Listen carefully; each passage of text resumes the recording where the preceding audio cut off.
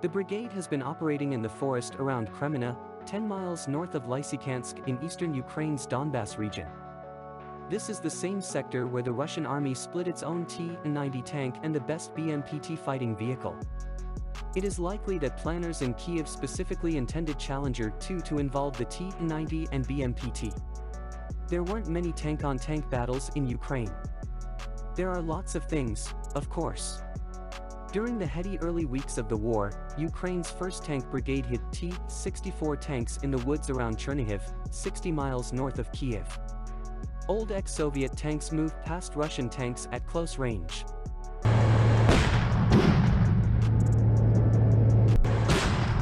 And Ukraine assembled their tanks in a combined arms pool that also includes infantry and fighting vehicles. The infantry protects the tank, which on its treasure blows up enemy fortifications blocking the infantry. But once Ukraine's first 14 BAE Systems Challenger 2s arrive in the vicinity of Kremenna, as early as next month, there could be tank-on-tank combat pitting the 25th and 80th Air Mobile Brigades against the Russian 90th Tank Division.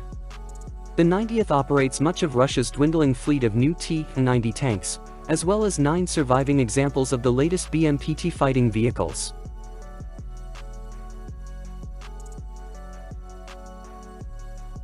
The company's only BMPT has just suffered its first combat defeat.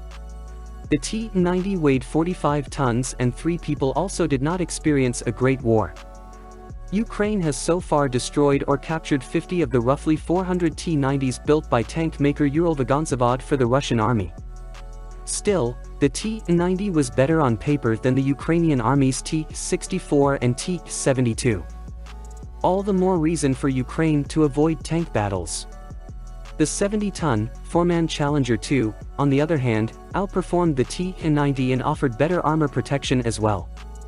The Challenger 2 is armed with a Royal Ordnance L-30 main gun which fires 120mm shells at a range of up to 3 miles.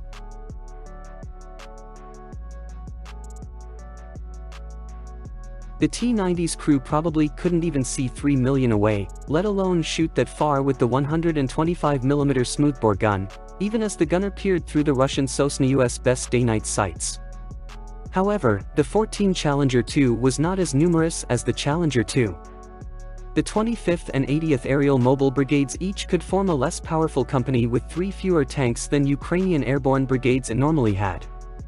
It didn't take much damage or losses to incapacitate a company of 7 tanks in sustained fighting.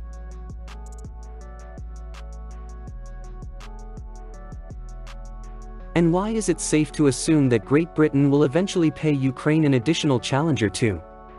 There may be 100 or more T-90s in the woods around Kremenna. The Ukrainian paratroopers weren't going to beat them with just 14 tanks.